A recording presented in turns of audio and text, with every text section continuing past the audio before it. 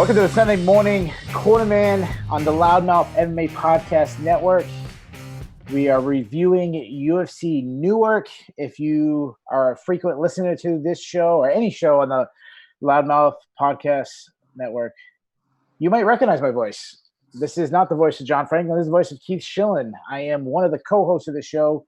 The main host is John Franklin. He kind of plays that play-by-play, kind of throws the questions out to me, and I kind of play the color commentary. But that is not happening today. John made a last-minute sub, and we're going with a frequent, I should say, not a frequent, a family member of the Loudmouth MMA Podcast Network.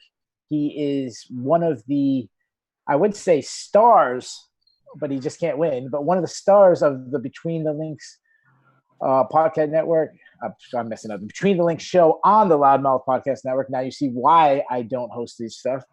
Mr. Davidson Baker. Davidson, what's up, man? Hey, man. Always a pleasure.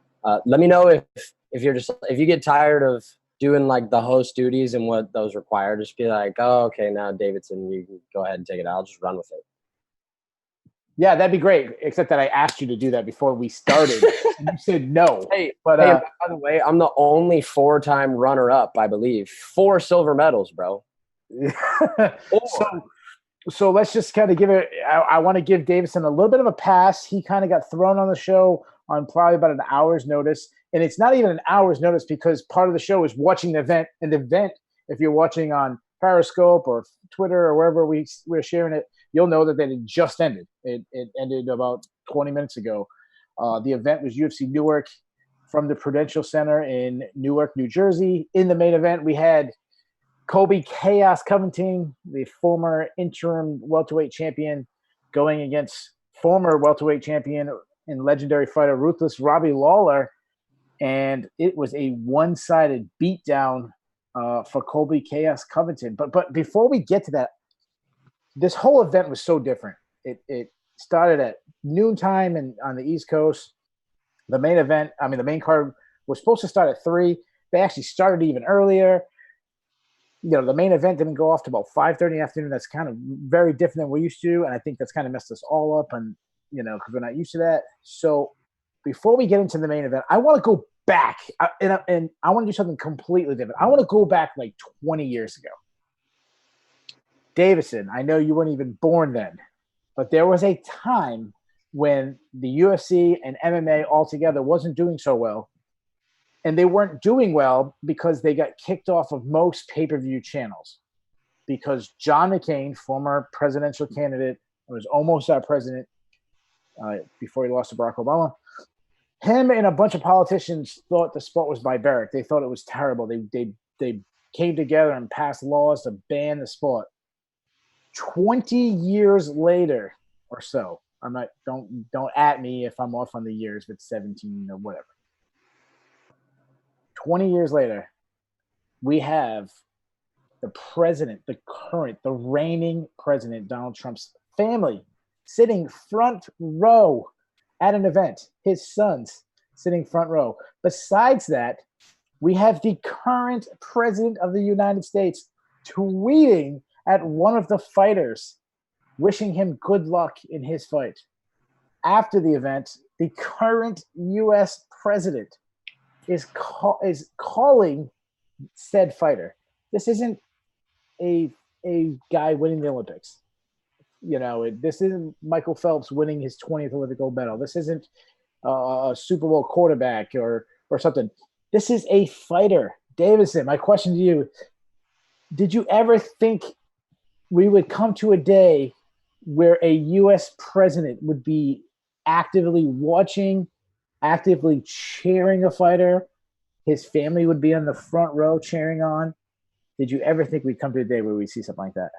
For a while, I thought it was pretty far-fetched, like almost as like far-fetched as it gets. You have to understand and take a step back. Whether the pre-fight tweet that dawned upon Colby Covington was one you look at from Trump, or if you look at all his tweets about ASAP Rocky, one thing you got to remember, that dude has the nuclear codes, and he's taking the time out of his day to say these things. I think where it turned for me was right after he won the interim belt, and when he said after RDA that he may have mentioned it a couple times, like as a precursor, But that was when he really stamped on a huge platform. I'm taking this belt. I'm putting it on Donald Trump's desk. Right there in that moment was when I was like, this guy could be like almost a heel-based symbolism for like patriots almost. It's weird because his love and genuine like affection and admiration for the military is like where that all stems from, you know. But Yeah. I don't know. I certainly didn't think that was something that would be oncoming anytime soon until obviously Colby came into the fray. Yeah. No, however you feel about Colby Covington, there's definitely a good side to him. The good side to him where he reaches out to military. I think we could all say this bad guy with the strippers, and I do my cardio by having sex with 4 strippers at once. You know, that's obviously all like his gimmick he's going with this. The strippers are lying, dude. Yeah. So I want to ask a question before we get to the actual fight. Has any fighter ever, and I was thinking this right before the main event, you have him, he comes down to Kurt Angle, the Kurt Angle WF music with the crowd chanting, "You suck." And, you know, he trash talks a beloved fighter, Robbie Lawler. He trash talks pretty much everybody in the UFC. If you're not on Colby Covington's side, you're going to get trash talked. Besides that, he carries around the belt. He does his whole gimmick. The president's there. The president's tweeting. When was the last time a fighter faced this much pressure heading into about to live up to kind of the standard he set for him? Because, I mean, right away, no fighter has ever had a president put the pressure on him that he did. But when have you think a fighter has had to deal with this much pressure that Colby Covington did tonight, which I don't think a lot of people give him credit for? I think it just depends, like, where if whoever would be listening to this personally, like, views how much pressure really would have been on Colby, because obviously the pressure and the system and situation that would cause pressure is there. I mean, you have the first family in the front row. They're rooting for you. Everybody else in the arena is not. It all blends perfectly together for Colby. Obviously, when you go full heel, I think as you and I and Craig and everybody else have talked about on Between the Links all the time, you can't just go half heel. Like, you got to go full heel, or else, you know, everybody knows what's going on. And that, to me, gives people so much pressure, or could give people so much pressure. Who knows how much pressure Conor puts on himself, you know, because obviously he talks a big game. These other guys that talk a lot of trash, you know, that's a lot of pressure in and of itself, because you had the balls to go to the media and say all these damn things. Now you got to go in there and step in front of someone that you already were talking about and back it up. I think that could provide a lot of pressure too, whereas Robbie was the opposite. He had nothing, like, emotionally, or so it seemed, to lose. Yeah, so the one thing I'm going to say about the Conor, because that's the first person I thought of, well, Conor put on all this pressure. The two things stand on me is, first of all, the president. He didn't have the president of the United States. Now, maybe he had the president of Ireland. I don't know who the president of Ireland is, but maybe he had the president or whatever. If you live in Ireland, I don't know what it's a prime minister, whoever is the head guy in Ireland. Maybe he had someone like that. But he didn't have the sitting president of the United States in his country, United States. But even more, Conor was adored by so many fans. I mean, 50% of MMA world loved Conor. It's kind of like either you loved him or hate him. There was really, most people didn't have most people weren't down the middle with him. With Covington, I think it's the same way. Most people aren't down the middle with him. But it's more probably 90-10. About 90% of people hate him, and 10% find his gimmick funny. I'm in the 10%. I find his gimmick funny. I think he's fun. I think everything he's doing is brilliant. Does he go a little too cheesy with the strippers and all that? Fine. But, like, the things he says, like getting people to cheer against him, I think it's funny. I think he has this perfect, like, 1980s wrestler gimmick thing down. Like, if he just get, you know, I know wrestling's different now, but like in the 80s, it was clear good guy, bad guy. Like, there was no, like, this blending like they have now. And I think you gotta embrace it. Yeah. Yeah. I think he's got it. Even with the Kurt Angle, why did he pick that song? Because he wanted the crowd to cheer, "You suck." He didn't care about Kurt Angle. He wanted them to chant, "You suck." And to piggyback off that too, like just really quickly to help make your point better, in the post-fight interview, he did not have to go out of his way to tell the crowd to shut the hell up, that he was in the middle of the interview. I thought that was out of nowhere, and that he didn't even need to say it. He just weirdly navigated his way through to where he Yeah. could say it and shouted it, you know? Yeah. This is what he chose. This is the path he chose to walk. I agree. The crowd in Brazil was actually louder against him than the crowd tonight. And you're right. He said that to get them to boo him. Because, I mean, if you have booing and the guy says, shut up, they're not going to go, oh, okay. Yeah. Right, you know, like, right. Let's be even louder. And that's what he wanted. He wanted to be booed. He wanted to not be struggle to say what he had to say. I think he's doing. I think he's doing it. We're going to get into should he get the next title fight. We'll get to that, but let's actually talk about the fight itself. I wrote notes. I usually try. I pride myself in preparation. It's something I pride myself in, but my notes are all over the place. I'm writing things. I'm scratching things.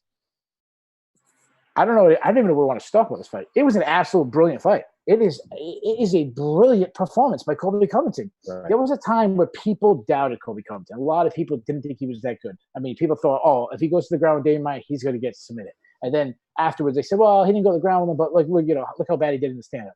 Then it was Rafael dos Santos. A lot of people thought Rafael dos Santos beat him. But besides that, I think most people gave for Covington. But a lot of people, there's a group of people who thought Rafael dos Santos beat him. But a lot of Did people you actually talk to someone that thought RDA won that fight? No, there was a lot. I bet you that actually, I think MMA Decisions. I think there's a couple people who actually scored it from. Whoa, really? Yeah, look it up, or it's quote. I thought Covington clearly won that fight. Yeah, no, definitely. But there's people. Then there was RDA's kind of in his career. RDA's really out of his natural weight class. You know, this and that. Yeah. Oh, he goes against this guy. Then he gets Robbie Lawler, and it's like, oh, well, he's finally got a guy. Robbie Lawler's going to stuff his takeover, and he's going to beat him up. And the stand-up was won by Colby Covington, like by a ridiculous amount of margin. Let me read you some of the totals today of Colby Covington. Total strikes thrown, 564 total strikes thrown. I don't know if that's a record because, like I said, we are taping this 20 minutes after. I didn't have time to prep it, but that's insane. Total strikes landed, 290 total strikes landed. Total significant strikes, 223. Back to the total strikes landed, 245. The all-time record, I was able to look this up, was Max Holloway against Brian Ortega at 290. So, I mean, he was only 25 strikes away from the all-time record for most strikes landed. This is the guy that's supposed to be boring. He's supposed to punch you against the cage. And other than Holloway, there was moments where there was a lot of wrestling, especially in the first and second round. To put up 245 total strikes. How about this? 10 takedowns. I didn't know what to say. I'm blown away with what Colby Covington did. And I know people say, oh, you're a Colby Covington. It's what happens is the pendulum gets swung where there's so much hate that if you kind of don't hate him, then you kind of become a fanboy. I'm blown away with what he did tonight. What do you have to say about his performance? You know, something that a lot of people won't let come off their tongues first, because obviously the folklore of how just gaudy and just eye-popping the offensive statistics are. I mean, like, can you remind me the last time we saw as lucrative an offensive output in one singular 25-minute fight? And we could crunch the numbers and do research on it all day. What about the way that he continuously circled out of firing range, right where Lawler lands his money shot? Always. Here's where I said out loud, wow, Colby's fight IQ is also on another level. Because right at the end of round 3, you began to notice that Robbie, while Robbie wasn't exactly playing like rope-a-dope, I don't know if I would go to that extent. I just don't think that he was. I don't agree with that either. Yeah, no, I don't either. I just think he was working, jabbed off his rhythm, trying to find a jab, leg kick, like kick to the body, and it just comes in waves. And whenever he had any type of pressure that he would put on Colby, specifically towards the end of the third, where Robbie was taking some, not even to give, he was taking some to try to attempt. He was taking some to try to throw. He was taking damage from Colby, walking through the fire per se, where some people coin Robbie as dangerous as he is anywhere. And I'm blown away just like you. I mean, Colby, he sticks to his opponents like gorilla glue. It's like when Robbie tries to zig, Colby's already zagged. Insert person here. He's one step ahead of everyone transitionally, offensively. I don't know how, unless Jesus Christ was reborn into the form of a UFC fighter tomorrow. I don't know how Covington Usman is not made by the end of the year. Yeah, no, I felt like Robbie was always playing catch up. Like Covington was 2 steps ahead of him. As soon as Robbie started catching up to that point, Covington changed it up. He's wrestling, and the way he wrestled early to draw the energy and then open it up later, it was incredible. And the threat of his wrestling is what opens up his hands. I mean, he's not Israel Adesanya, but he's the threat of his wrestling. It makes him such a more efficient striker. And the amount of, I say this all the time, the amount of pressure they can put on. I mean, how many times have you seen kickboxers come over to MMA and it's a different striking game? It's a different thing. And it's smaller gloves. And when they have to adjust to it, I mean, even like in bare knuckle boxing, not that, you know me, I hate bare knuckle boxing, but the polymenology had to adjust to the difference of bare knuckle boxing compared to boxing. That's how it is. And you could be a good striker when you're sparring, but your sparring partner is not going to throw 564 punches on you in 5 minutes. That's not going to happen. There's nobody on. I mean, if we counted how many fighters on planet Earth can do that, Colby Covington, Tony Ferguson. Not even to mention and find the amount of time to squeeze in 20 takedown attempts at the absolute perfect split second when those transitional periods and exchanges have to happen perfectly. Body lock, latching onto it, getting him down, latching into the clinch. And let's also mention too, Colby was not just like clipping Robbie like off the side. He was landing uppercuts, hooks, straights, kicks to the body all day. Oh, the kicks to the body. Oh my God, the kicks to the body were landing. That could you imagine if the spinning back fist knocked Robbie out cold right at the end? Oh, That's one of the greatest 5-round performances. That in my book would have been like one of the singular most jaw-dropping 25-minute performances with an unbelievable exclamation point. Yeah, when I analyzed this fight, I picked Colby Covington to win. I thought he would pull away late with his pace, but I didn't expect it to be this kind of way. I thought he would struggle early. He'd get a takedown, and you'd be like, okay, he's got to get hit. He's got to get rocked at times, but he's got to clinch on the leg. He's going to have to draw. He's got to slowly lull it down. But man, he was brilliant tonight. Now, I got a question for you. Go ahead. Real quick on that. The general consensus, I would assume, especially given how the Askren fight went, and obviously given how if you watch MMA, you know how Robbie Lawler, you know how you fight Robbie Lawler, you know how that shit kind of works. Did you get the feeling that while most people were saying if Robbie's going to get this finish, he's got to come out guns blazing and do it early before he gets taken down so he doesn't have to fight to get back up, blah, blah, blah. Robbie had by far, when you look at the stats, his least offensive efficient, his least offensive active, his least amount of strikes he threw volume-wise, all in round one. He waited. He took his time a little bit. Like I said, not playing rope-a-dope. Yeah. But he waited so he could come on strong. I don't know if a lot of people expected him to do that. Yeah, no.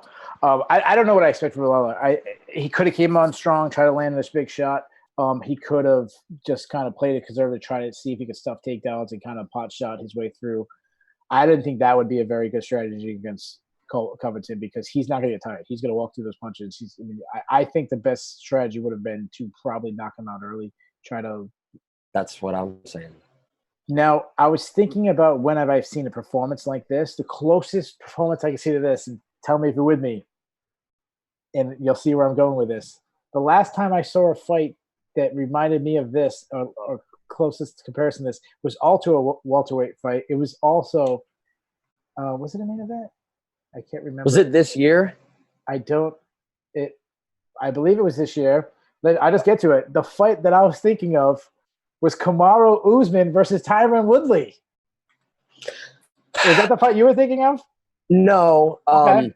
No, but I mean, you say it, and it's not apples to oranges at all. It's just which color apple are you picking off the tree? It really is like me and our original friend, the original Cornerman, we're talking off the record and saying, or at least I was saying, man, I mean, when you look at this matchup stylistically, and if you are going to get into the whole Covington-Usman aspect of it, it's a whole lot of, from an analogy standpoint, betting lines. It's a whole lot of even money all the way. Like, who's going to be the matador? Who is going to let themselves get walked down? Let's put a pin on it. Let's put a pin on that matchup for a second. And if you listen to this, you're probably thinking, oh my God, they're spending so much time on one fight. There's 12 fights. We're going to breeze through. I know a lot of times me and John, we're going to breeze through the prelims quicker than we normally do, because the prelims from a ranking sense the co-main event is not even top 15 guys. So we're going to breeze through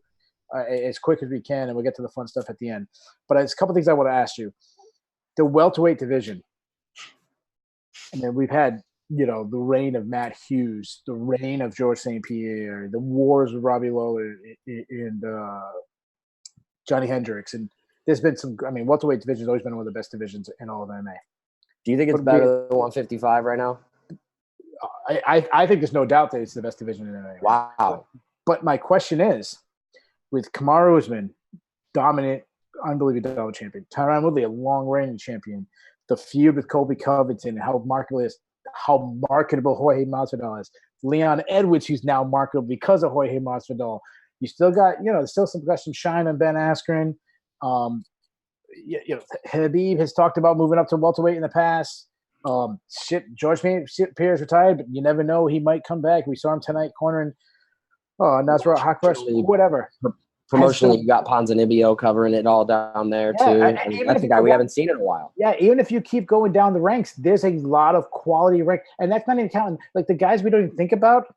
Robbie Lawler, Rafael dos Santos. These guys are former champions, and these are guys that we don't even think about when we talk. So my question is, has the welterweight division ever been better than it is right now? And I'm not talking about talent sense. I'm not talking about talent sense, because you can make arguments when George St. Pierre, Matt Hughes, and BJ Penn were all at their prime fighting each other. But I mean, marketability, everything. Has it been better than it is right now?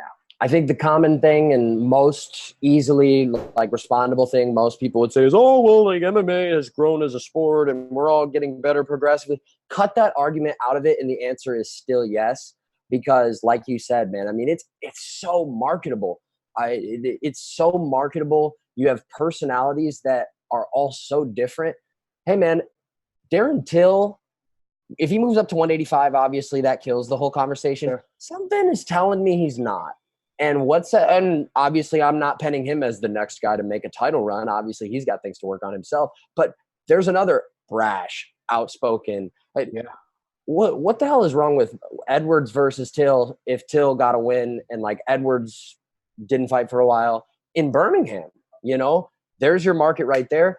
Ponzinibbio's got the South American region covered. How about how scary of a dude Vicente Luque is? Yeah, Dos Santos, Alessio and Dos Santos. He's tied for 15th. Yeah, Alessio Dos Santos is a guy that's can't crack in it. Oh, we're not talking about. Think about up-and-comers, guys like Jeff Neal. Yeah, it is incredible. What I love, it's top heavy. Usually, when a division is either top heavy or it kind of shallows out, I think this division, and I might be going a little bold, it's starting to feel like when Pride was at its top, how loaded the 205 division was between the two organizations. When you had Chuck Liddell, Vanderlei Silva, Quentin Jackson, Tito Ortiz, Shogun, Little Nog, Ricardo Arona. You keep going down. There was Overeem was there, Vito Belfort. I don't think it's that yet. So I don't want to say it's the best division ever, as in a time period. But the UFC has something so special right now. If we can develop 2 or 3 more guys, man, we are looking at a really fun time. 2 or 3 more guys, man. There's a lot of guys waiting in the wings. And we're not even talking, and there's so many guys that we're not even talking about, Stephen Thompson is he's kind of forgotten. And, when's Michael Chiesa getting the top 15? Michael Chiesa is and then Nate Diaz is coming back. Next month, couple weeks, Nate Diaz is back. He's one of the biggest stars. Anthony Pettis beats Nate Diaz. You have another guy who's star again. It's really good time to be in the. It's a good to be. Hold on, let me record that. It's a good time to be a fan of the welterweight division. It is not to be a good time to be a welterweight, especially not at all. That's a good way. If you're Alessio Dos Santos, dude, you are not getting a title shot anytime soon. Nope. Now let's do it. Kamaru Usman's the champion. We got 2 pretty much thoughts. Who gets the title? And this is what's so great about this. Not only who gets the title fights, they're best friends. They're former roommates. Who gets the title? Colby Covington, Jorge Moza. You're Dana White. Jorge Moza. Think about this. International Fight Week. He was the talk of International Fight Week. He has a 5-second knockout, Ben Askren. People going crazy. I mean, 3-piece Minnesota, the 5-second knockout. People go. I mean, when John Jones fought, lost the scorecard, first time in his career, lost the scorecard. When Amanda Nunes already cemented her legacy as the best fighter ever, but she knocked out a star in Holly Holm. They talked about Jorge Masvidal. That's who everyone talked about during the, what is, I don't know if this was the best of this year, but what is historically that's your big moment, International Fight Week. But now Colby Covington, he's getting calls from Donald Trump. You're Dana White. They say both guys available. Who are you booking, man? To just piggyback off how impressive the whole narrative and follow along level of ease it was with Masvidal for International Fight Week. What's more impressive is not that he came into UFC and how much Askren had to do with it. Obviously, you can debate that all day, but people were saying all week, hey man, you got Amanda Nunes, you got John Jones, the top of card. This fight right here, Askren and Masvidal, is my main event. Is it your main event? Yeah, it's your main event. A lot of people were saying that. Somehow, some way, he came into an event where he was being talked about more than John Jones and Holly Holm, and exited the event being talked about even more than he already was or anybody else. But that's beside the point. Even having said all of that is really just to highlight how impressive it was. It's got to be Colby. It's got to be Colby. Hold on a second. Think about this. Yeah. What was it? Less than a month ago, we were saying, and I mean, I wasn't, but most people were saying, generally speaking, when I say you, I'm doing a universal you, right? Not specifically Davidson. Yeah. It was, it's got to be Jorge. Strike when the iron's hot. It's got to be Jorge. And then Colby Covington, and we said, what does Colby have to do to steal the shine from Jorge Masvidal? What could he possibly do to jump his best friend? And he did it. I mean, everything he did was perfect. Between the hate with the Kurt Angle, the president, the performance. I mean, it's how about the three women that clearly looked like they did not want to be within 50 miles of him at the open workout scrum? Yeah. I mean, that's what's so admirable about it, man. He's not half in, half out. He's not, oh, I'm this villain now, but I'm the good guy this day. Except for where he genuinely helps and offers his time and offers his own way and pays with the whole military thing. While that's all genuine and fine and obviously something that's admirable, he does not budge on the shtick. That's exactly how you make it work, and that's exactly how you make your brand grow. Perfect. It's all done to a T. So let's say that they give Covington the matchup, and you can do now. Masvidal, there's other things. Obviously, there's a Conor McGregor sweepstakes. There's obviously, I think, the Leon Edwards things. I think they got to make that fight before it's too late. And then you also have that old Chuck Liddell, Tito Ortiz angle with the two training partners, friends. Everyone, a lot of MMA fans remember the rivalry between Chuck and Tito. They forget the friendship part, the years of, we can't fight, we're friends, or we'll figure out we get there. You get the Daniel Cormier, Cain Velasquez angle, but these guys are willing. They've said, hey, if it's for the title, we're going to fight each other. Got to do what you got to do. So I don't want to get into a huge technical analysis. I know you love breaking. I know you love technical analysis. I love technical. John loves technical. Me and John, we do it a lot. We dig down technical routes that a lot of people probably. This is not the show for that, but we all enjoy that. But tell me, as someone who likes to look at film, someone who likes to get into the X's and O's of fighting, tell me that Colby Covington and Kamaru Usman. Tell me that is not a dream and oh my God! To me, I am amazed by how many people are instantly writing off Colby Covington. That's just instantly Kamaru Usman. Kamaru Usman, without digging into the film, should he be the favorite? Yes, but to me, anything more than a negative 130 is insane.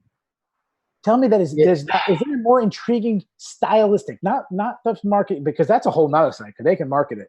But just from the marketing's not to dig into the film and try to guess what's going to happen, guess who's going to break the other, who's going to use their card, who can out cardio, who can outpace, who can add in the wrestling takedowns. Besides both of them being phenomenal wrestlers, someone's going to have to have an error in their game break. And I'm gonna say something bold about it too. I feel like that's. I feel. You know what I feel like that. I feel like it's when you go to a carnival and you have to pick up the egg or pick up. I'm sorry, pick up the duck with like the color underneath, the line, and you win a prize. Like as all me, you, John, guys, other guys who are really good at this, like Connor Reedbush and Right. Dan Hardy and all these guys who love that kind of Robin Black. I feel like we'd all be at the carnival picking up the ducks, trying to guess which area of the fighter will break for the other one. I am so excited. They're talking about possibly doing it in November. I am so excited for this matchup. Me too. Are you? I mean, a scale of 1 to 100, how excited are you for this matchup?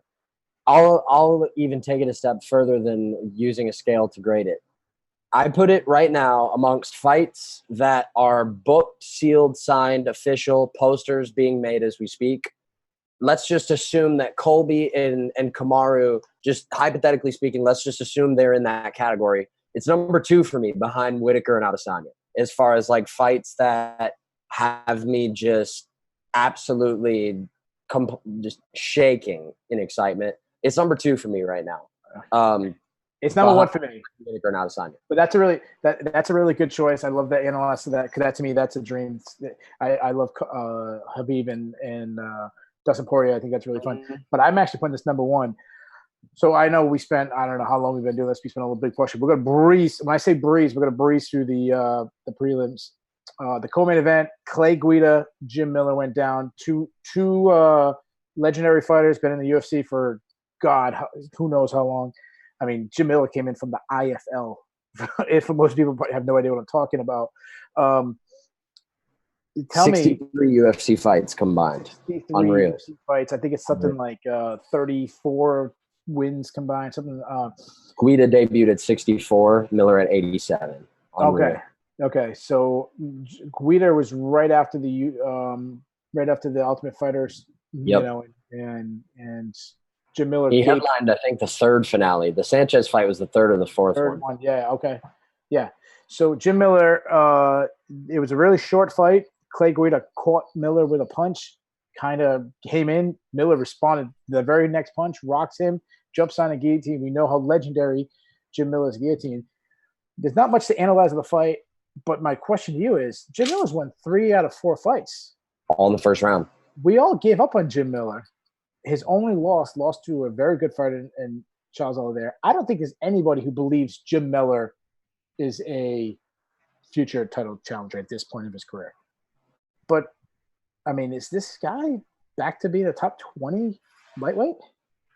I would hover around top 25. Yes. You know what I want to see from Jim Miller at this point? If you're going to keep penning to paper Jim Miller for fights with guys, obviously of the nature of Alex White, because I mean, if you're an MMA fan, I don't know how you couldn't like Jim Miller. But let's just be honest, Keith. I know you're a very honest person, and I know that's how you thrive in getting your points across. Let's be honest here. His wins are over Clay Guida, Jason Gonzalez, and Alex White. Let's see what level. That was the point I was going to make. I mean, let's just see if he's like give him like maybe I don't know, like Yancy Medeiros would be a fun fight. Lando Venata would be a fun fight. Yeah, I think he at this point I would probably favor over Venata, but yeah, I think Yancy Medeiros. I would like to see him in a who's an upcomer that we're starting to question like how good this guy is. That's the kind of matchup I would like. I usually lightweight. Yeah, I got one for you. Yeah, go ahead. Because usually me and John, we do this ahead. We usually have like a full day, and I kind of same card. Hackbrass or Holtzman. They both look phenomenal tonight too, and they both fit that exact bill. I think Holtzman's probably came out of Miller easily came out with the least damage. Yeah. Oh yeah. That's a great fight. Other than the Lentz fight, Holtzman's looked good. I got one for you. He's looked really good. Other than the Lentz fight, I got one. This is we're only a week off, so they're definitely on the same turnaround. How about Arman Sarukian, who we just saw be Olivier Aubin-Mercier last week? I actually think very, very highly of Sarukian. I think that guy. I don't know if Jim Miller's not known for turning down fights. You know, Jim Miller's not known for being like, I dodge this guy, I want to fight this guy, I want to fight this guy. You know, but at the same time, you'd have to imagine that's a guy a lot of managers are sending the UFC to voicemail when they know that's no, yeah. My last one, as far as fights for it, I think Vince Pichel makes sense Vince too. Michelle, yeah. He's coming off a win. Yeah, so let's say Holtzman called for that fight. Let's give Holtzman the fight. Let's just give it to him. They're both in the same. He called for it. He did it respectfully. You don't call out Jim Miller not respectfully. He's not a trash. He's never been a trash dog. It's not going to work. Let's skip down to Holtzman because we talked about him. We'll go back. Holtzman fought on the main card. He fought against Maester Dung Young Kim. Phenomenal fight. Dung Hyung Ma is his name, but we used to call him Maestro Dung Young Kim because he's the name. Fight was, Holtzman was huge favorite. He had moments. He was teeing off, and then Ma dropped him at one point. Holtzman recovered, started flaring again. He got a huge welt over his eye, swelled up so much he couldn't fight. The doctor stopped it. Holtzman's older than you think. What do you think we have in this guy? Do you see could he ever crack in the top 15? He would need to go on a similar style run that he did, like I said, previous to the Nick Lentz fight. The Nick Lentz fight, he was just flat. And he had his moments in that fight too. And he had times that he had Lentz hurt. And I'm not calling Nick Lentz Khabib, but I'm just saying that other than that, I thought I was super impressed. He was one of the biggest underdogs, not named Jalen Turner, on the Khabib and Conor card. Yeah. And he absolutely ran through a guy that was 5-1 in the UFC in Alan Patrick. And he did it in a fashion that I particularly admire about his game. And that's his top control and his wrist control and how he will get on top and he will stare at you like he's about to make sweet love to you for however long he needs to. But as soon as he gets that split second that he's got wrist, that elbow is coming and it's coming hard. And you saw exactly what those effects could do when it knocked, a guy like Patrick out cold. Do I think he's top 15? It's hard to really pen anyone not in that sample size of that yet, because who the hell knows how many more fights guys need to even get a top 15 guy at 155. Yeah. It's a deep division. 170 and 155 for me, honestly, right now, I have a hard time picking which one's better. I think 135 is creeping up. They're not there yet, but creeping up soon. So good.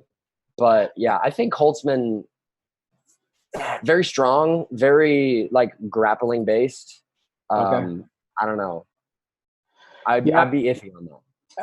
I'm actually, the more I think about the matchup, I actually am intrigued with the Jim Miller matchup because of Holtzman. To me, relies on his pure athlete. This is a guy that is, hockey player. Obviously, the explosiveness you need in hockey and toughness, and it's athleticism. Is off the charts for a hockey player. That's what he comes from. So he has that. He really relies on that explosive. While Jim Miller has never been that way. Even in his prime, he was never a great athlete. Jim Miller was always crafty and technical.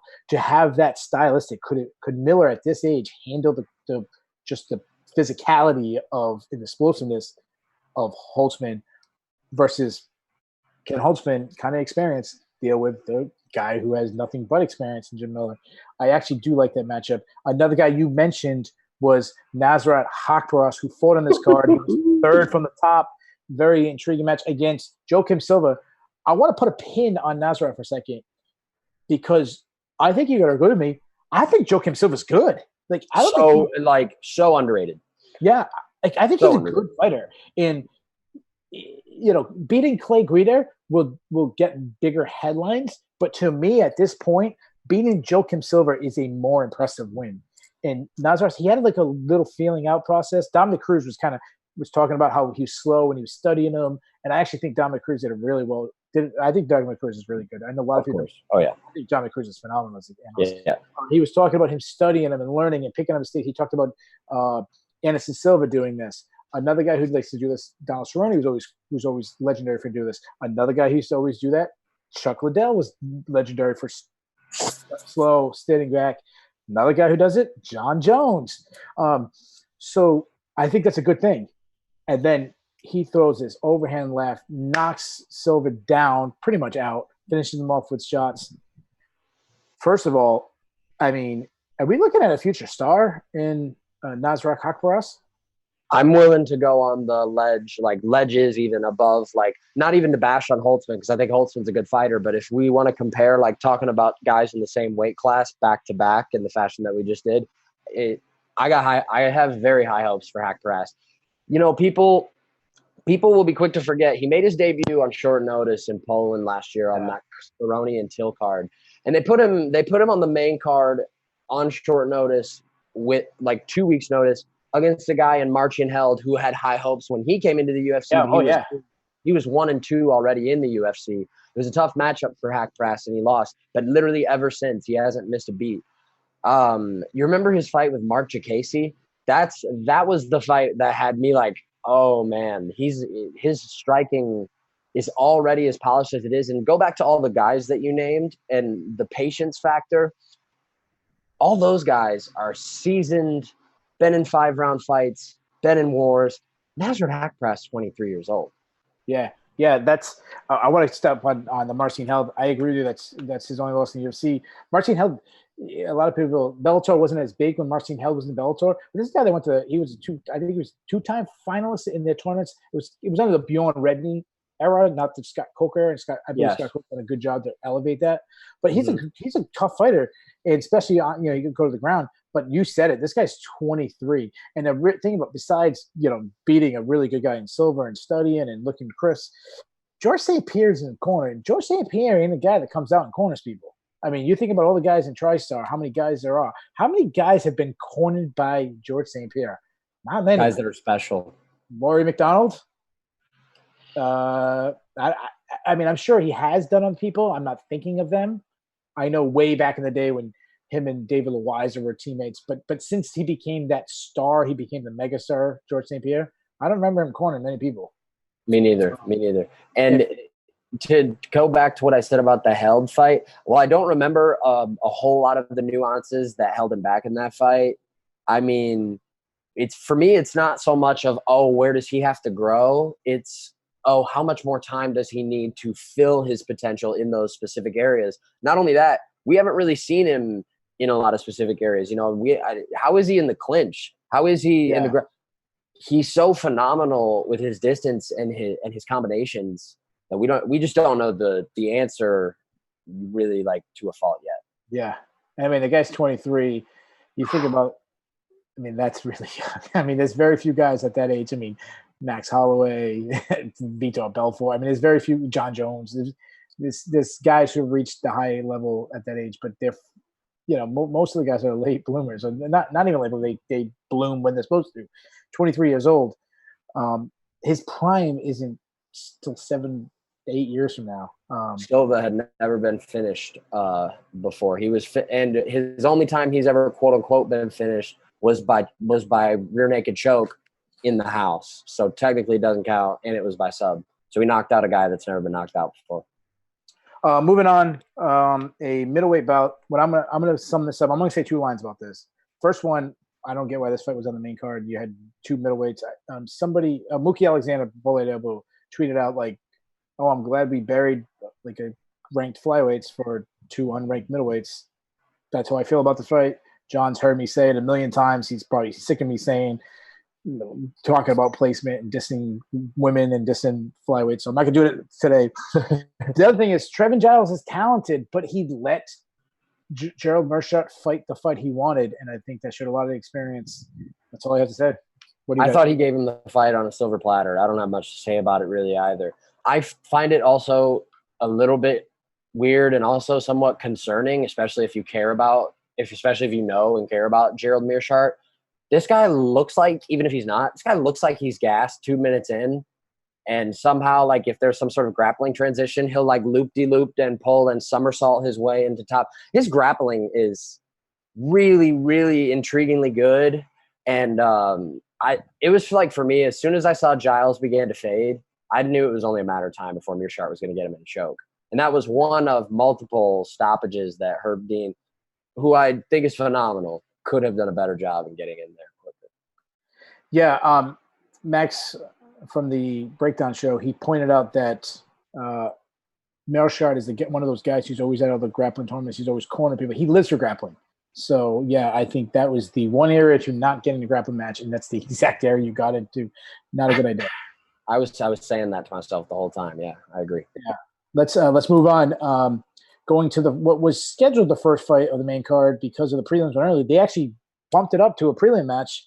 Darko Stoisic versus Kennedy, and I kill me on and Chukwu. Yeah, Fortis MMA. There you go, John. There's the Fortis MMA. Fortis MMA was victorious once again, but it was a couple balls in the process. It was a very controversial fight. I don't know before we talk about the actual points of the card, who won the rounds? Let me ask you, Davidson. How did you score the round?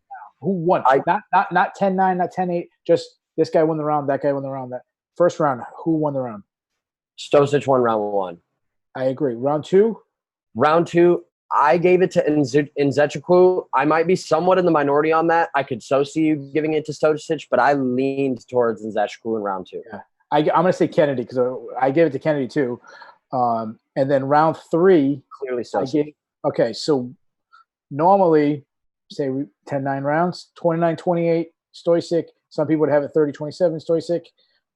But he kicked the large African man in the groin 3 times. Once in the second and once in the third. Gary Coleman, who reminds me of – actually, I'm going to leave that for later. He's, if you don't know who Gary Coleman, he's a very short man who's very jacked. Dominic Cruz, I thought, had a great line when he said Gary Copeland's wearing Demetrius Johnson's T-shirt. He gave a stern warning. He said, if you kick him in the nuts again, you're going to get deducted point. He did.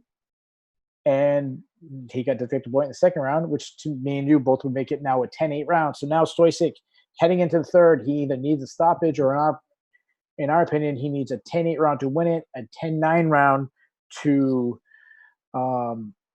get a draw. Not a good situation heading in. And instead, he's winning the round. It looks like he's going to probably walk out with a draw, and he kicks him in the nuts again. So my question is, I don't know what my question is. Did you? Yeah, Kennedy won the fight. Kennedy won the fight, but do you feel any better about him than you did before? No, not at all. I actually feel worse about him, to be honest with you. And these are both guys I had high hopes for coming into the UFC. Obviously, I think it's all very, very clear and very, very obvious that Fortis MMA is an oncoming force in the game, and that's been made evident over and over and over again.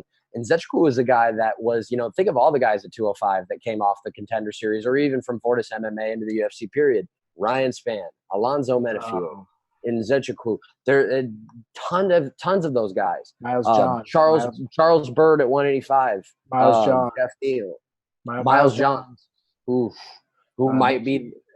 Yeah, Macy Chasson. I mean, it's on and on. All right. I agree with you. I don't see anything special in Kennedy. He looks the part. He is very stiff. He's very slow. He is a extremely big man, and to me, that's it. From an athleticism, talent, I don't see anything special about him. He's been in the octagon for almost 30 minutes, and I feel like he still has jitters. Yeah, that's how I feel. And I feel like he's lucky to get a win. Very lucky. The couple. You know what? He got kicked in the nuts 3 times. That actually doubled his pay because he got his win bonus. Prelim, main event of the prelims, former, I don't want to say former big name, but a very recognizable name, Mickey Gall. He took on Salem Chouari. Gall won, I think it was 30-27, 1 scorecard, 29-28, 2. I scored at 29-28. I gave him Gall the first and the third. I gave Chouari the second. Gall, to me, I thought he had moments. I feel like he actually is. I feel like we're watching a fighter who's growing, but this growing should be on the regional scene. I actually feel like a lot of people saying, "Oh, Gall sucks. He shouldn't be that good." I feel like we have a good prospect, but he should be grooming. He's from New Jersey. He should be grooming on, CFFC. He should be grooming CES. He should be grooming on LFA and Titan FC. Instead, he's grooming on the UFC. I think he's shown improvements in his striking. I think he showed a minor improvement in his cardio. I think his wrestling's still not good. His grappling is good. I think sometimes he's a little too opportunistic with it, if you know what I mean, where he's jumping to submissions and when he probably should control. He actually should do a lot what Gerald Mershut does, like control the position and then go for it. What do you think about Mickey Gall? I think a lot of things that you said. Mickey is improving. Mickey is showing signs of, development that I think a lot of people believe they should have seen a long time ago. Here's the problem with developing into a world-class fighter. Sure, your UFC record looks nice and shiny. Mike Jackson and CM Punk are your first 2 wins. Yeah. Sage Northcutt, I still don't believe really a lot of people have an accurate or like even close to somewhat like pinpoint gauge as to how good of a win that is. I think we're still trying to figure out how good Sage is. So the question is, again, Salim Tuahari, if you combine all of those, all of those 4 guys right there, and he's beat one other person, George Sullivan, who got rear naked, who is a legend on the Northeast in MMA, or especially on the regional scene, or from what I told. However, he got RNC'd by just about everybody in the UFC on his way out. So what I'm saying is, every time you try to give the guy the step up, I mean, even Randy Brown, who I think you and I both lauded his last performance against Brian Barberena. He looked really good. But is Brian Barberena is Randy Brown rather a top echelon welterweight? I mean, he had a 30-27 on Mickey Gall. I still think that there needs to be some development. And I asked you before my difficulties happened, you brought up CFFC. Does Mickey Gall beat Sean Brady if they fight tomorrow? Fully healthy, on weight? No, I don't think he does either. No. But there's a problem with that. But I think Sean Brady's a very good prospect. So do I. But I understand the question. Does Mickey Gall beat some of the guys we see in the Contender Series right now? Guys who's trying to get it? Yeah, I think so. But there's also some guys in Contender Series who beat him. Does Mickey Gall beat Vinicius de Jesus, the CS MMA champion? No. Does he beat Jeremy Lamb, the former champion? No. You'd pick de Jesus in that fight? Yeah. Does he beat Chris Curtis? No. Like he didn't beat these guys. But I pick Chris Curtis. There's that next tier down that I think he does. But we don't have too long. Moving on to Antonina Shevchenko, the sister of Valentina Shevchenko, versus Lucy Pudilova. I'm going to say something very short. I'm high on Antonina Shevchenko. A lot of people jumped off the bandwagon. I didn't. I was on the bandwagon. I'm still in the bandwagon. I don't like her age. I think she has one humongous hole.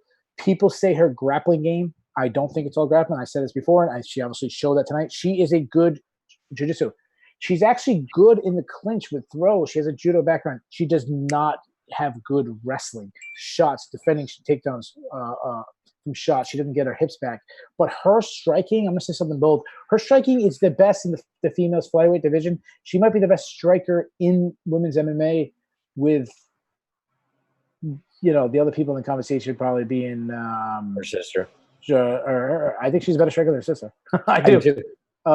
Straight striking match. If they both had a striking match, she beats her good. Obviously, MMA striking is different, but her sister, Amanda Nunes, Jermaine Durrani, like she's in that conversation. She's that good, but she has a big hole. But she showed improvement. She did stuff a takedown of Pudilova.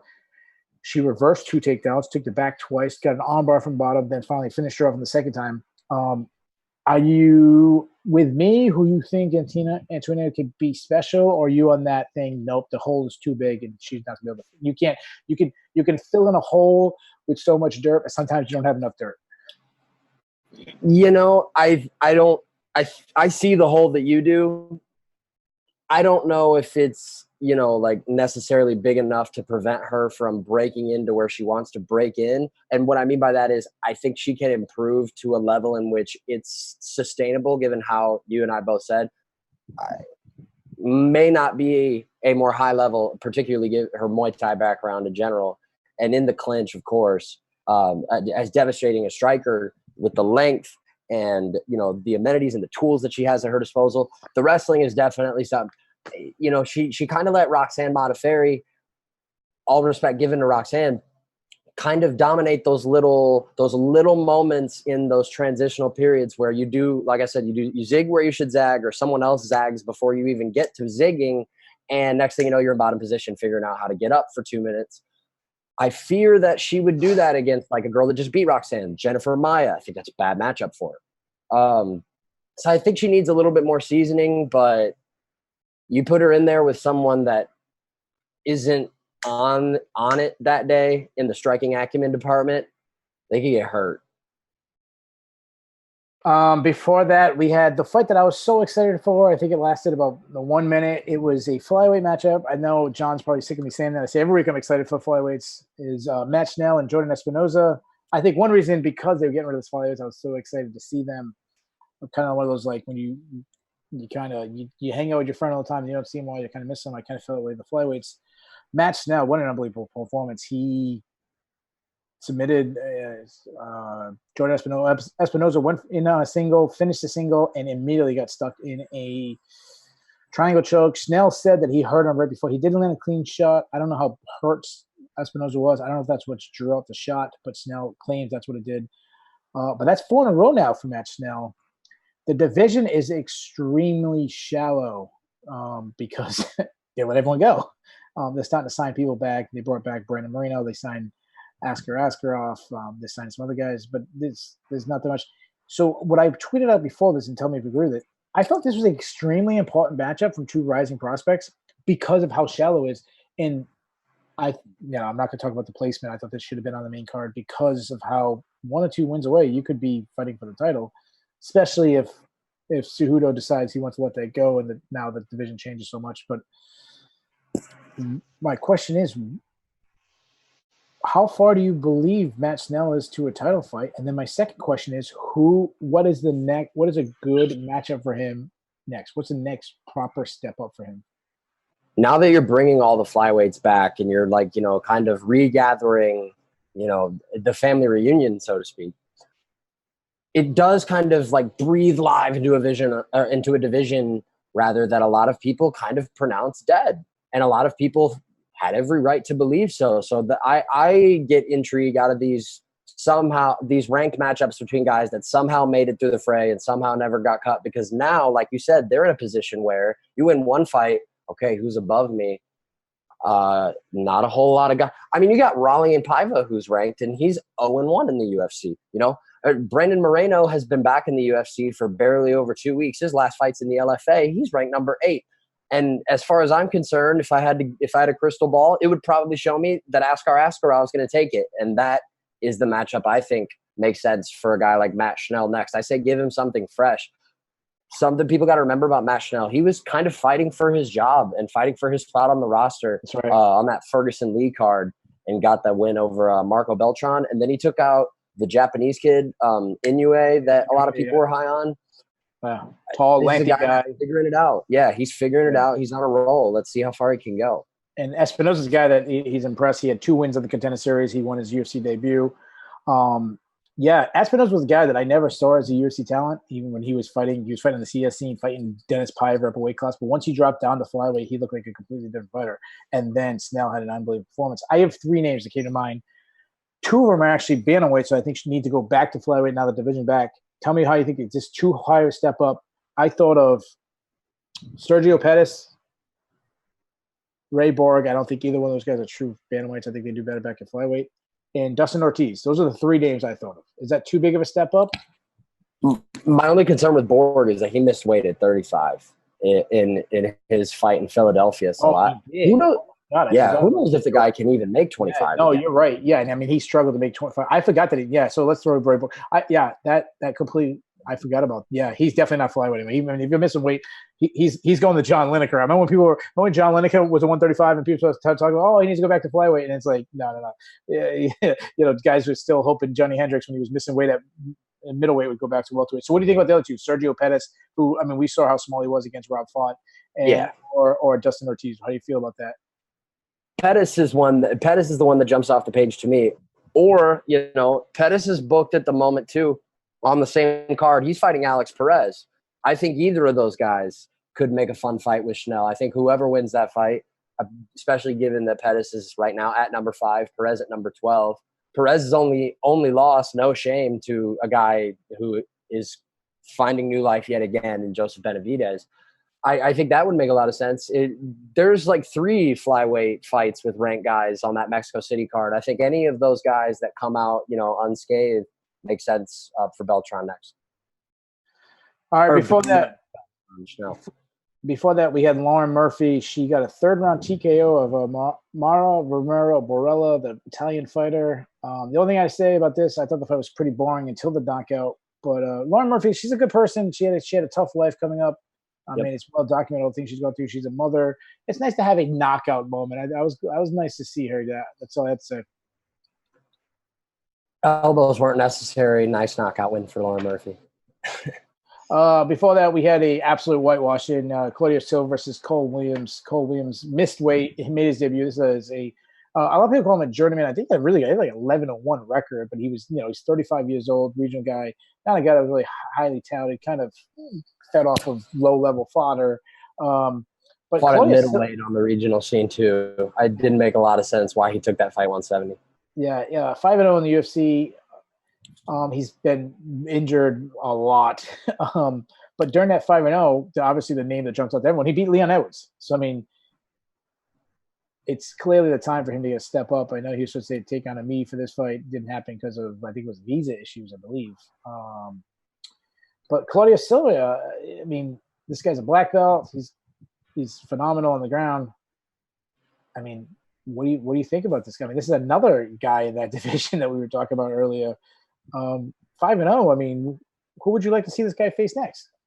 Well, and on the contrast to guys that we've already been talking about, normally it's like, who is he beat? Who is he beat? Claudio Silva is not in that sample size. Claudio Silva, while he was out for a long time and nursing injuries for multiple years, he's 3-0 now. He's 3-0 in the last 13, 14 months, spanning back to the Liverpool card when he was the biggest underdog on the card and submitted Nordin Taleb in the first round. Being 5-0 at 170 I don't think there are words that need to be used to describe just how impressive being 5-0 at welterweight is, especially, like I said, I mean, Danny Roberts, controversial win, I guess, but he had that armbar locked in tight.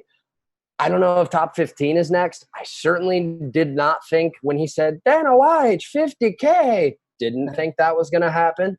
But, as far as who I'd like to see him against next, he's kind of in that wild, wild west where it's, this is a guy that's very dangerous in one area and very good at one thing and a huge risk, but who the hell knows who he is? For a lot of reasons out of his control. He was out of the sport for 3 years. So I don't really know what direction the UFC goes the next. I think they just try to rebook the Ramazan Emi fight again. Yeah, I think you're right. Okay. That's probably the way they go. Obviously, with the Leon Edwards win, it looks better. But that is not the same Leon Edwards that we have now. He wasn't beating a top 5 welterweight at the time. But, I mean, that's a fight. If they want to go with the name, they want to try to develop maybe Michael Chiesa, then maybe Anthony Rocco Martin. That's a good one. I'd like to see that fight. Yeah, those are the couple of ones that kind of jumped out to me. Randy Brown would be another guy, something like that.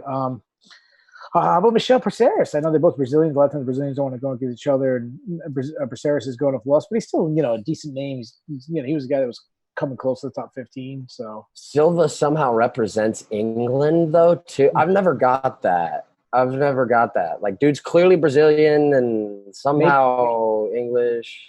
Maybe him and Darren Till, like they traded. Like, Darren Till has like a Brazilian thing going. Maybe like there was trade. But now he's at ATT. Yeah. So. Well, there's a whole lot of non-Americans at ATT. Oh yeah. And before that, first fight of the night was 2 females making their debut. She didn't lose the belt, but she gave it up for the UFC. Miranda Granger.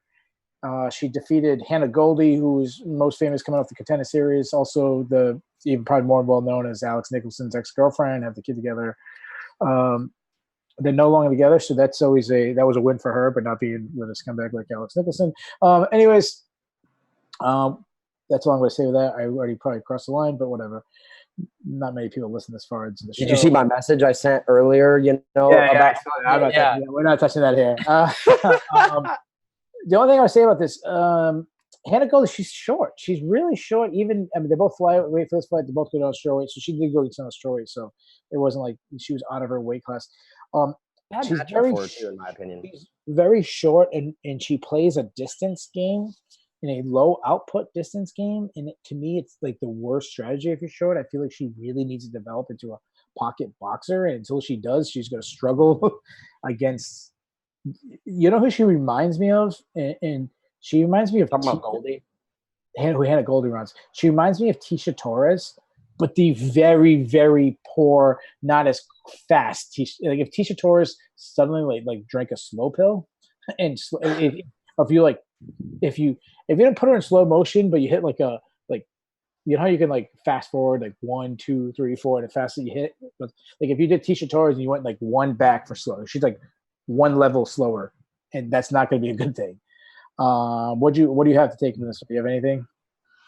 I don't know. Did you give more credit? So I gave Granger a bit of credit for like fighting a smart fight, because she obviously knew where her advantages lied, and I think she picked Goldie apart in those respective areas. A lot of those exchanges, while they were, fast and violent and flurries, not a whole lot landed. Both of them took the fight on 2 weeks' notice. I think both of them belong in the UFC. I was actually super impressed with Goldie on the Contender Series. I was actually surprised she didn't get a contract. Did you think she should have got a contract? No, I think I think she's someone who could be in the UFC in the future. I think she definitely needs a little bit more development. I think Granger might have been a tough, because Granger's a taller strawweight. Even though this fight was at flyweight, but she is a strawweight. She's a tall strawweight, which is right away going to be issues. There's not many strawweights who's Granger's height. I think she's like 5'5", 5'6". Not many that height. So that might be this might just be a pure, this is the wrong matchup. But what's impressive about Granger is she's known for her grappling, and it was her striking that won. So that's always a good sign when you see a fighter, and she's very young too. I think she's not even to mention, and to top that with another kind of similar viewpoint, I think a lot of people would think Hannah Goldie's like strengths per se would be how she grits and gets inside and makes things tough and uses the clinch and uses her strength to kind of help form her offensive game. Every single time that they even got close, Granger was in control. I expected the fight to hit the mat. I was surprised that it didn't, like you said. And Granger seemed aware of her distance on the feet. I think she could be a problem for girls at 115 with her size. And she seemed to have the finishing prowess on the regional scene. But obviously, playing single A ball is not like playing for the Yankees. There's levels to it. And I think Granger can win some fights. She's huge for strawweight, but I don't know. She's got to do a lot of work in terms of her fluidity on the feet, Like I think she's still not fluid to me. I don't know. Yeah. So let's do all the fun stuff. That was the full 12 card. I did terrible on picks. I think I went 6-6. I did terrible. I did much better on the main card than I did on the prelims. But let's get to the fun stuff. Trending up. Let's start. I'm not sure if you're familiar with this, so I'll go first. Trending up. I mean, Colby Covington, the performance he did. If there was any questions whether he's at least the second best welterweight on the planet, that has been answered. The other one, Nasrat Haqparast. We talked about special wilds. You got a knockout of Joaquim Silva. And my last trending is Matt Schnell getting a submission over Jordan Esmo. I think his stock is going through. Did you got anybody for trending up? Trending up, the three that you mentioned, yeah. I would like to say Silva just being 5-0 in the UFC alone. There's got to be some stock. His stock certainly didn't go down. Ironically enough, like Stosic and Zetriku, I think stocks both went down. Stock up for Keith Peterson or Gary Copeland. Gary Copeland. Stock up for him for sure. And as far as the rest of the card, it was a fun card. Like I thought it was a good card. But as far as standout performances, I did stock up Jim Miller. Yeah, absolutely. Okay. In addition to that, it was one of those things. Like once he had that guillotine, I like was ready to stand up and go to the bathroom. I was like, that's over. That's done. Trending down. I try to keep it to only 3. I got 3 trending down. Trevin Giles. This is the guy that had a lot of hype. He's just lost his 2 in a row. Terrible fight IQ.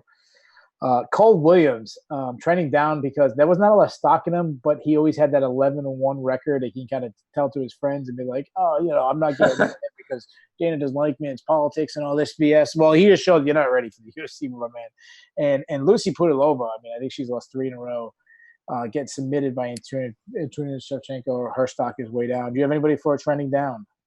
Yes, but I want to contrast what you just said. I would have had Pudilova's stock trending up based on the fact that every time she gets in the octagon, someone's face looks like Hannibal Lecter's. Every single time, it's an absolute war. It's a bloodbath, and I think that'll be enough to keep her back on the result. So I could even make that argument for her to be trending up. Obviously, 3 L's in a row. The problem thing is that the one thing that is never up is her hand after the fight.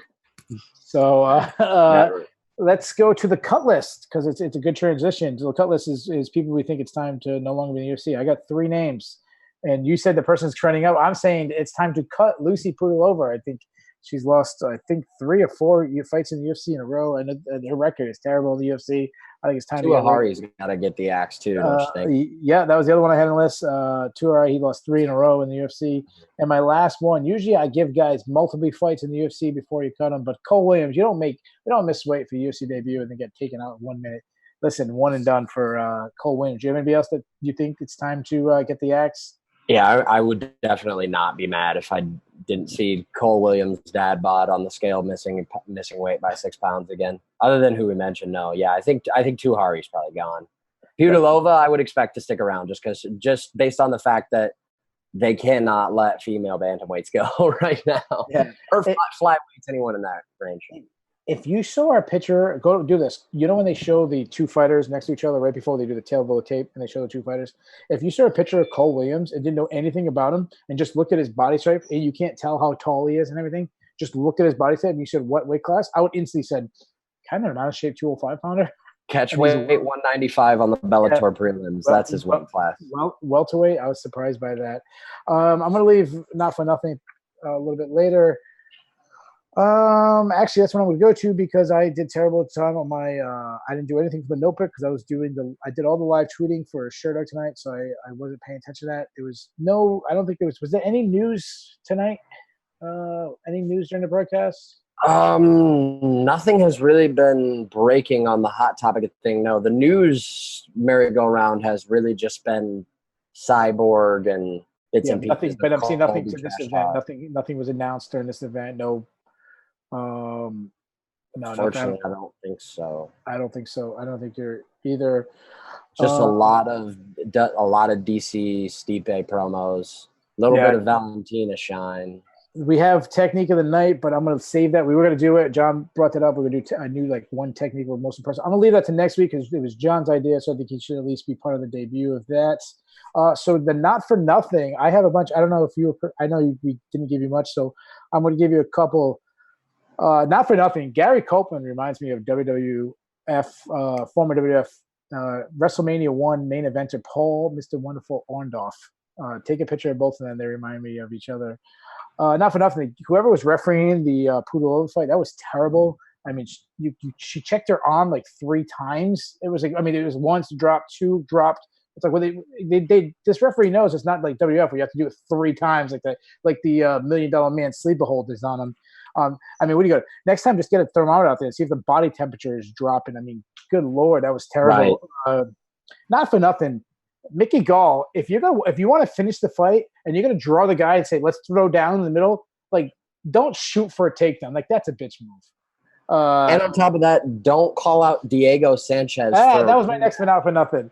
Not For Nothing. You don't beat Sahari and then call Diego Sanchez and start using excuses that you were sick. Listen, coming off that riveting performance. Listen, Colby Covington could have had pneumonia and he'd still beat Diego Sanchez at this point of his career. Not For Nothing. Shout out to whoever's doing the. I'm going to give him props again, but whoever's doing like the nutrition at Fortis MMA, I have no idea how Kennedy and Wu makes 205 pounds, bro. If you saw him. I would instantly say, bro, is he going to make heavyweight limit? Super heavyweight. How he makes 205 is beyond me. Yeah. Not For Nothing. I think trash talking is a great thing. I hate the Big Marcel does he doesn't want any trash talk. Listen, I love trash. I don't care. Everyone, I think even Big Marcel likes the trash talk. He's such a good person. He doesn't want to pretend he likes it. But there is a line, two lines I thought was crossed. Darren Till called out Colby Covington, and then he insulted his sister. I don't think you bring families into it unless the family is like Diaz brothers. You can insult, like if you're insulting Nate, you can insult Nick. They're both fighters, but don't bring families in. And then if I just stood up for Colby, I'm gonna go against Colby. Dude, Matt Hughes almost died. Don't do a Matt Hughes train joke. Yeah. You can say terrible shit about Matt Hughes, and he's done terrible things, but dude almost died. He's still a father. I know he's not the best father. He's still a husband. He's not the best husband. But there's people who care about him. He almost died. I mean, don't make a train joke. And not for nothing, I don't know who was in charge of the post-fight show. Colby Covington went on the post-fight show with Kamaru Usman, but 2 people before that, they had Scott Holtzman come on, and they had him carrying his little baby. I tweeted about it, literally. His baby's beautiful, cute little kid. I understand he wants to have that moment, carrying his kid, going on the show, the kid experiencing. But if you're promoting, like Colby Covington's going on, and all hell might break loose in a moment, and you have to have extra security on stage, how about we don't have an infant on stage like 1 minute before? How about we get That's a good point. How about we get the infant as far away as possible before it's about to break out? How do we consider if it's the infant's bedtime before we bring them to cage fights too? Yeah. I mean, good for Scott Holtzman for doing it in front of his daughter, of course, but you know, it wasn't maintenance. It was a matinee show. So, do you have any not for nothings? Not for nothing. I am trying to like get the hold of it. You know, not for nothing. I hope I don't botch this. I'm reading the example literally as we do it. Not for nothing kind of has to do with that whole post-fight show situation. You know, I'm sitting there watching that, and I literally tweeted it out. I'm like, you know, this is beautiful. And, oh, here we go. Now Kamaru's like, when I won the title and I had my daughter there. And you're like, yeah, tissue, blah, blah, blah. Where is Colby Covington on horseback in a John Adams wig? Where is that? Because, like, that he needed to, like, that cool. Like, it's great. Family is obviously the most important thing in anyone's life who obviously has their head on straight. But come on, man. I think everybody, you and I both talked about how excited we are to see this fight. I don't know the last time those two guys were that close to each other, like on a stage, and obviously it took a second. Karen Bryant looked just absolutely just mortified. I agree with you on the trash talk thing. You know, I think Marcel can, while I love the guy, you know, relax, man. It's a little bit good to let the guys kind of let it fly. Yeah. From the Notebook, I want to talk about 2 things. Dominic Cruz, John Anik. Me and John say I think they're fantastic together. I think they have the perfect balance of the tech analysis. I love that Dominic Cruz does not go straight fanboy on like a lot of other people do, and he's willing to point out stupid things they do. I think he's actually very funny. And I mean, John Anik's the best in the business. And the other thing, I also want to talk about John Anik. He addressed the Chris Cyborg bias. I don't think John Anik was being biased. At all. He kind of defended himself. But I didn't hear criticizing John Anik. It was Joe Rogan that people criticized. I still think it was terrible. But the other thing, good job by the UFC by making sure that Kamaru Usman was there, have him in working. I think, they had him come out. I forgot which fight it was. They had him guest host the fight. Why not have him guest host the main event, though? That was right. Have the moment in the cage, whatever. But kind of like the same thing why they don't let DC anywhere near any card with John Jones' name on it. Yeah. So overall, last thing, your overall grade for the card. Like on paper. Wow. Yeah. So on paper or like give me both. So on paper, what was your grade, and then what did it live up to? On paper, given the platform and given the fact that obviously the ESPN cards are supposed to be the ones that push the platform the right way, I will give the UFC the benefit of the doubt of this card originally being planned to be in Sochi. how that's why it was at 12 o'clock and 3 o'clock. So obviously you got to scramble, and you're like, we had this plan, now we got to go here. Given them the benefit of the doubt with all that, I'll go ahead and go B minus, only because like from Gaul up to obviously the main event, I was intrigued in some capacity. I mean, Espinoza and Schnell up. After Murphy and Romero Barella were done, I was definitely interested, like beyond a reasonable doubt, like to some degree in every fight for one reason or another. And I said on Between the Links last week, I thought that they were using a lot of Colby and Robbie's like whole thing to bring like look at all the guys that are on the main card. They're all up and comers. So I think they did the best they could. I'll give them the benefit of the doubt, B minus. Coming out of it, I'll give it a B plus. Lots of finishes, lots of good fights. Yeah, I think it went to I think it was like fucking stupid, like 2 fights. I think I'm not sure on top. 2 or 3 fights went to the finish. So I agree. I'm going to give it a B plus. But on paper, I'm way disagreeing. I'm giving it a D. Yeah. I think the whole thing was Colby Covington, Robbie Lawler. I feel there was a lot of things from a ranking sense that makes sense. I talk about all the time. I want fights that matter to the rankings. I don't think that happened, so I would give it a D. But overall grade, B plus. And now for the big finish, this is where we talk about 15 seconds. I didn't write anything down, so I'm just going to say it like this. Listen, UFC, just think about your history. Think about a time when you weren't even promoted. You were illegal. Now you have a fighter who's going to the White House, getting phone calls from the president. Listen, this guy, he's done everything for your organization. You got to give Colby. It would be absolutely dumb to not give Colby Covington the fight. And you do not make it a co-main event. Do not put it under a John Jones fight. Do not put it under this.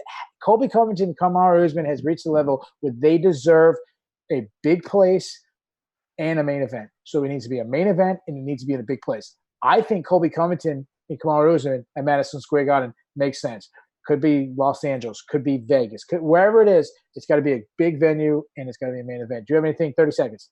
I actually, to go off of that, I was going to argue on the behalf of it being a co-main event solely based on the fact that because of the allure and because of the excitement, and now you have the animosity, literally nothing is a promoter's dream other than a fight that literally they can book and hands off. It sells itself. And that's why I think a co-main event spot could be strategically smart. I'm not disagreeing with you at all about how they deserve like the folklore of a main event. I would be stunned if they did though. But at the same time, we don't really know who is being targeted in MSG either. So that will be interesting for me going forward. All right, there you have it, folks. That was the Sunday Man Honest. I'm going to give big thanks to my main man, Davidson Baker. I'm going to get all sad for a second. Davidson's my man. We've been together for a long time. He's really young. I really believe it. He knows how much I believe him. I trash him on Between the Links all the time, but he knows deep. I got nothing more from him. I think he's one of the most talented. He's one of the best writers. He's a way better writer than me. He's one of the best writers out there. He's a future star. He's great, and he can do it all. He's great interviews. So make sure you check out his work. He has his work. You got to help me out. He's on Cage Side Press. He's on Fan Side. He's obviously here. My MMA News. Miami News. Yes. Oh, Eric's gonna kill me. Eric, a friend of mine, he's gonna kill me if I don't mention Miami News. Loudmouth MMA. Anywhere else? Am I forgetting anything? Nope, not right now. You follow him on social media, Davidson Baker MMA. Dave Baker MMA, but yeah. Sorry, Dave Baker MMA. And you're good. This is why John's the best at this stuff. And if you like football season come up, Davidson, he likes all that other crappy sports that we shouldn't care about, except for MMA and fist punching. So make sure you check him out. Big shout out to my man John Franklin. I know you guys were like, "Hey, wow, John, it's an afternoon card." He dissed you guys. He left you. John did not leave us stranded the whole time. You haven't seen him. John's in the background. Because he is the best. He produces. He put all this because me and Davidson are too dumb to hit record. He got it going and all things. John's the man. He was a little under the weather, so he couldn't do it. But John is a man. He'll be back next week. So make sure you tell your friends, tell your moms, tell your friends' moms, tell your mom's friends. And as the great Alex Gustafson says, the show's over.